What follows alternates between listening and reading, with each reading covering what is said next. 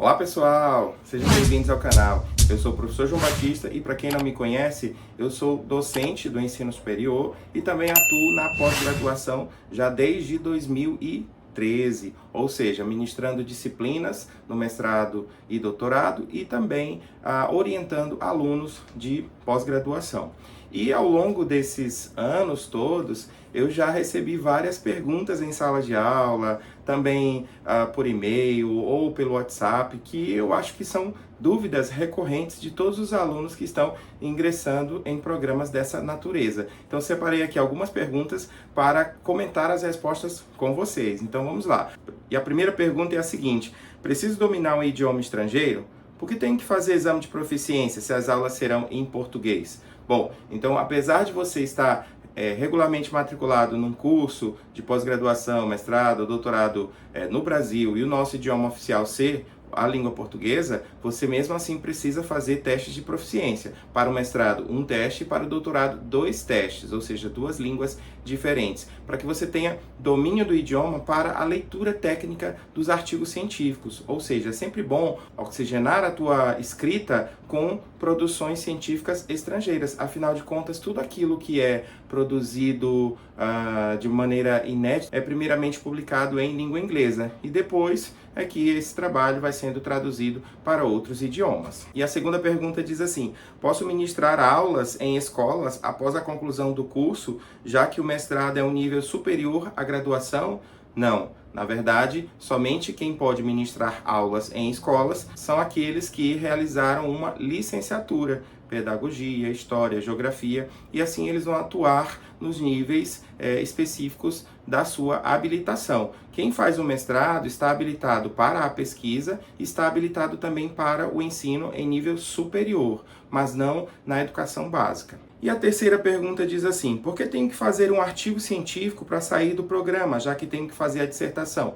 Bom, essa produção científica ela é uma exigência de muitos programas para que você possa, de fato, ter uma aproximação com esse gênero de escrita, para que você possa ampliar a sua produção e para que você também possa contribuir para a produção científica do programa. Afinal de contas, de 4 em 4 anos, passamos por uma avaliação da CAPES e essa nota ela precisa crescer cada vez mais para que a gente tenha doutorado, para que a gente possa continuar oferecendo novas vagas, tenha mais oportunidades de bolsas e muito mais. Então, a contribuição ela deve ser tanto dos professores quanto dos alunos no quesito produção científica. Então, todos esses itens são avaliados. E a quarta pergunta diz assim: posso concluir o mestrado em menos de 2 anos, professor? Pode, tudo vai depender de você, vai depender de um bom cronograma, de um bom planejamento, para que você consiga antecipar essas etapas e assim concluir o seu mestrado ou doutorado em menor tempo possível. Eu já tive alguns alunos que conseguiram essa proeza de concluir o mestrado em menor tempo, o doutorado em menor tempo, mas exige muito esforço e dedicação. Se você se planejar, com certeza você consegue atingir facilmente essa meta. E a quinta pergunta diz assim: posso pular do mestrado direto para o doutorado? Olha, poder pode, mas você tem que ser um bom aluno. Você precisa justificar para o programa de pós-graduação que você está preparado para se elevar de nível, ou seja, que você tem base para, em vez de fazer uma dissertação, já fazer uma tese. Então, em alguns programas, eles realizam uma espécie de uma pré-qualificação, outros fazem um exame, outros fazem uma entrevista, outros apenas recebem, por exemplo, uma carta do orientador indicando que aquele aluno tem condições de avançar para o doutorado sem a necessidade de realizar a conclusão do mestrado, mas muito vai da característica do aluno, se ele tem realmente aquele perfil, se ele demonstra já maturidade, se ele tem uma produção científica consolidada. Então todos esses fatores vão contribuindo para que o programa chegue à decisão de que você pode pular do mestrado direto para o doutorado sem precisar fazer a dissertação, qualificar e se submeter a um novo processo seletivo, ou seja, pular direto. E a sexta pergunta diz assim: qual a diferença entre o TCC da especialização e a dissertação de mestrado? Então, tanto na graduação quanto num curso de especialização lato sensu, você precisa fazer um TCC, trabalho de conclusão de curso. Claro que eu sei que algumas instituições já aboliram esse TCC, mas, na verdade, é uma produção científica rasa, em que você pode fazer uma revisão de literatura, fazer uma revisão sistemática breve, fazer uma pesquisa empírica, mas também breve, sem grande profundidade. Já a dissertação de mestrado é algo que vai exigir de você um maior domínio. Você não pode simplesmente fazer uma revisão de literatura, você precisa fazer uma pesquisa empírica ou algo mais analítico que demonstre que você, ao longo daqueles anos de formação, teve contato com a metodologia científica e sabe aplicar, obter resultados, discutir os resultados obtidos. Então, uma pesquisa um pouco mais profunda, um pouco mais elaborada, muito mais detalhada a nível metodológico e que demonstra mais maturidade do pesquisador. Não pode ser algo simples. No mestrado não é exigido uma originalidade, já no doutorado você precisa trazer uma contribuição para a ciência. E a 7ª pergunta diz assim: é possível trancar o mestrado? E se eu não conseguir terminar em 2 anos? É possível prorrogar? Sim, para essas 2 perguntas a resposta é sim. Ou seja, você pode trancar o mestrado, porém você precisa concluir primeiro um semestre para que você possa trancar. E como o mestrado ele é mais curtinho, só 1 ano, você só pode trancar 6 meses. Você não pode trancar mais do que isso, tá? E se você precisar de um tempo a mais, o que você vai ter que fazer? Uma exposição de motivo.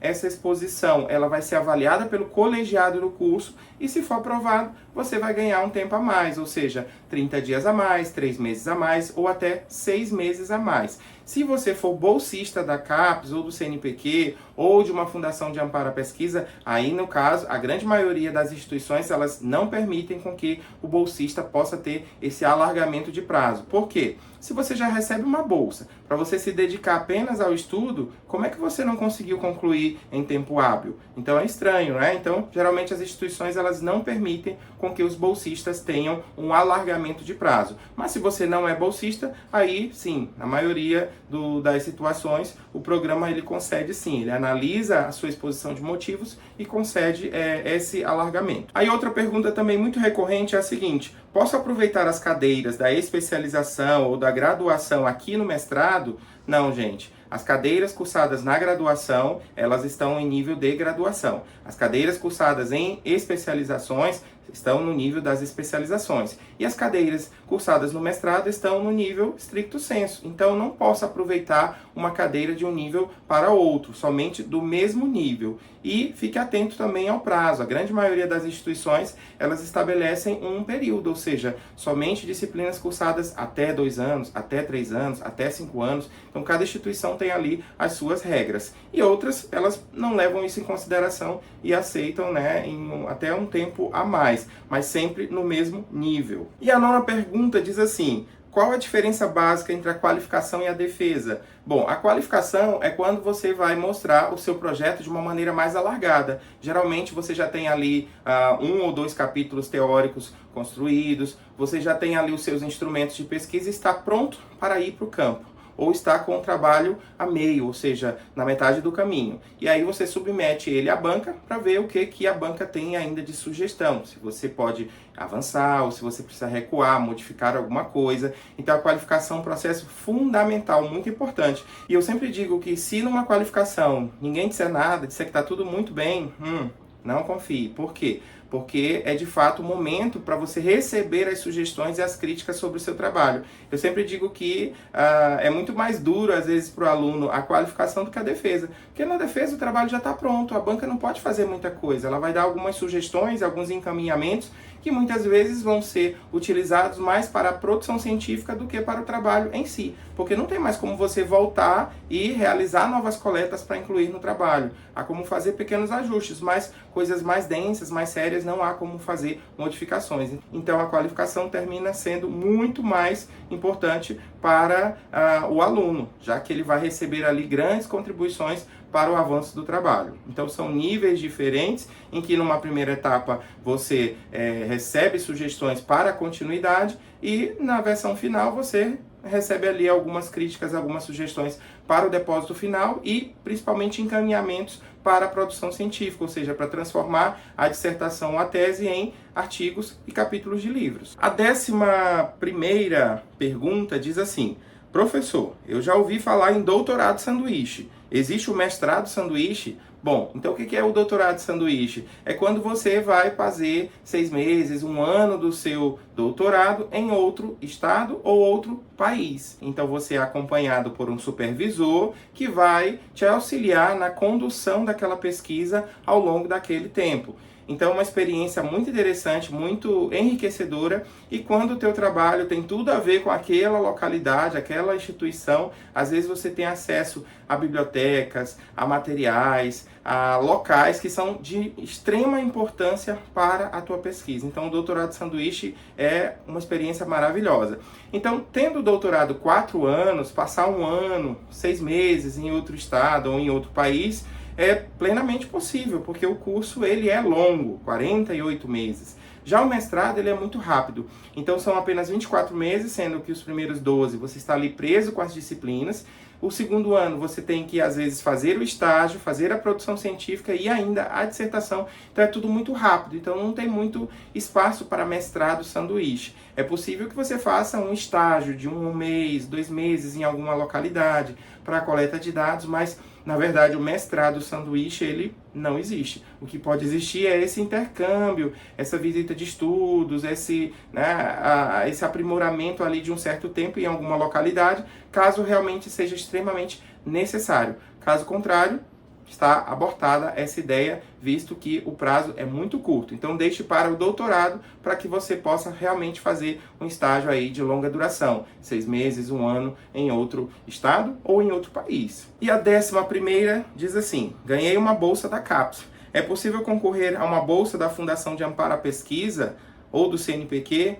Bom, o acúmulo de bolsas no Brasil ele é proibido. O que você pode acumular é o seguinte: uma bolsa com uma oportunidade de trabalho. Isso já foi aí permitido pela CAPES. No entanto, 2 bolsas de diferentes órgãos de fomento não pode. Então, está abolida essa ideia de ter 2 bolsas de diferentes órgãos de fomento. E a 12ª pergunta diz assim: posso fazer 2 mestrados ao mesmo tempo? Olha, poder pode, mas é muita coragem sua. Afinal de contas, um mestrado já dá trabalho, imagine 2 trabalhos. Então a minha sugestão é que você faça um, depois faça outro. Afinal de contas, você vai ficar maluco aí com tantas atribuições, disciplinas, artigos, pesquisa para fazer. Então não vamos atropelar as coisas. Vamos fazer um com qualidade e depois, se você quiser, faça outro. Mas qual o sentido de fazer 2 mestrados? A não ser que você tenha 2 formações e queira atender as 2 áreas. Mas a minha sugestão é que você faça apenas um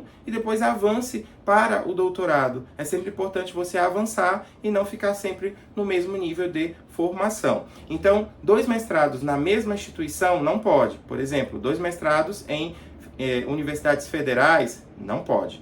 O que eu posso fazer? Uma graduação e um mestrado e um doutorado, né? Aí eu posso fazer na mesma instituição. Ou em instituições diferentes. Por exemplo, fazer um mestrado numa particular e um mestrado numa instituição pública. Ou numa federal e outra numa estadual. Aí sim, é possível. Mas os 2 cursos na mesma instituição não pode. Em nenhum nível. Não posso fazer 2 graduações, nem 2 especializações, nem 2 mestrados na mesma instituição, tá?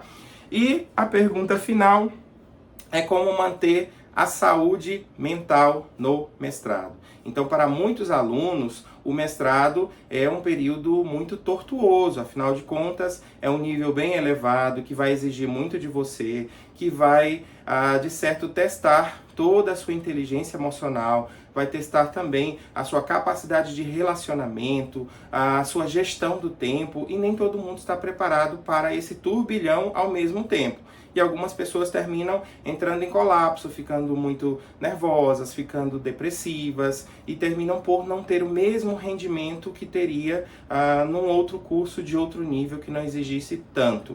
Então é muito importante que você mantenha a sua saúde mental, converse com outras pessoas, faça terapia, faça caminhadas, tudo aquilo que possa te relaxar e te ajudar a atravessar esse período, né, turbulento da sua vida, que é a pós-graduação stricto sensu. Então espero que as perguntas e as respostas possam ter te auxiliado de alguma maneira, e se você gostou do vídeo, dê um like nele, compartilhe com seus colegas, com seus conhecidos e ajude com que essas informações cheguem até mais pessoas. Então, Se tiver muito like aqui nesse vídeo e se tiverem muitos comentários pedindo aí uma versão 2, quem sabe eu faço a parte 2 dessas perguntas e respostas. Foi um prazer conversar com vocês e até o próximo vídeo. Tchau, tchau!